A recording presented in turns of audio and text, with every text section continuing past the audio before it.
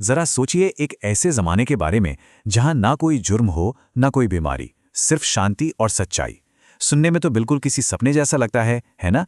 पर आपको पता है, प्राचीन भारतीय कॉस्मोलॉजी के हिसाब से ऐसा एक स्वर्ण युग या गोल्डन एज सच में था। इसे ही कहते हैं सत्य युग। तो चलिए आज इसी परफेक्ट दुनिया की सैर पर चलते हैं। तो सवाल ये उठता है कि आखिर ये सत्ययुग था क्या? क्या ये सिर्फ एक कह सकते हैं एक पुरानी कहानी है, या फिर इसके पीछे कोई बहुत गहरा फिलॉसफिकल मीनिंग छिपा हुआ है? चलिए आज इसी सवाल की तह तक जाते हैं। देखिए, इसे सत्य युग या कृत युग भी कहते हैं। ये जो हिंदू धर्म में 4 युगों का साइकिल है ना, उसमें ये सबसे पहला और सबसे बेस्ट युग है।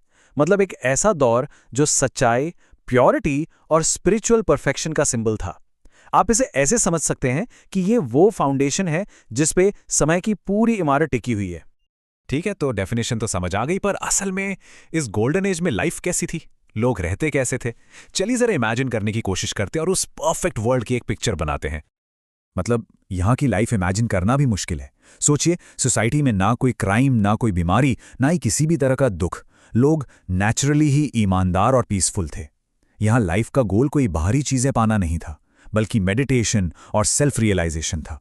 ये एक ऐसी सोसाइटी थी जहां बाहर से कानून बनाने की जरूरत ही नहीं थी, क्योंकि हर कोई अंदर से ही सही रास्ते पर था।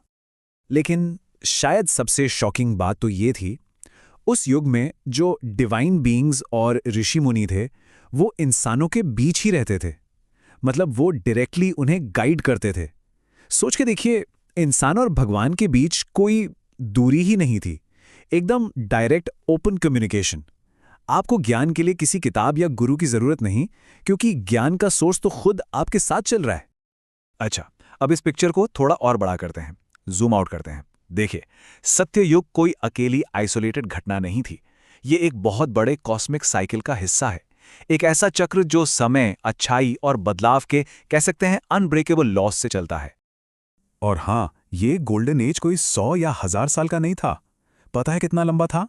इसकी ड्यूरेशन 17,28,000, जी हाँ, 1.728 मिलियन ईयर्स मानी जाती है। ये टाइम का इतना बड़ा स्केल है कि हमारी पूरी ह्यूमन हिस्ट्री इसके सामने बस एक पल जैसी लगती है।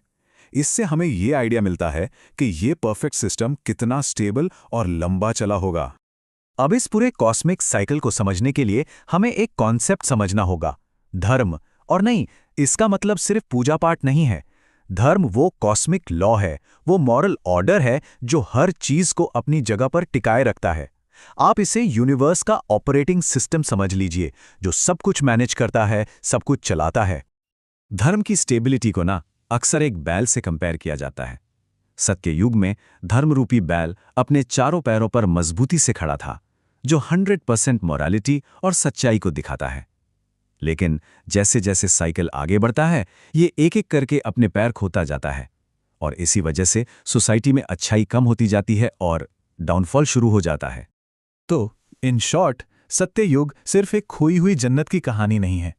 ये एक बहुत बड़ी कॉस्मिक स्टोरी का चैप्टर 1 है, एक परफेक्ट स्टार्ट जो आने वाले हर युग के लिए एक बेंचमार्क सेट करती है कि हम अच्छाई से कितना और कितना दूर आ गए हैं। और यहीं पे एक बहुत बड़ा सवाल खड़ा होता है, अगर सत्य युग इतना परफेक्ट था तो फिर ये खत्म क्यों हुआ? मतलब अच्छाई और परफेक्शन के बाद ये डाउनफॉल, ये पतन शुरू कैसे होता है? ये एक ऐसा सवाल है जो हमें टाइम और मोरालिटी के इस पूरे साइकिल के बारे में और सोचने पर मजबूर कर देता है।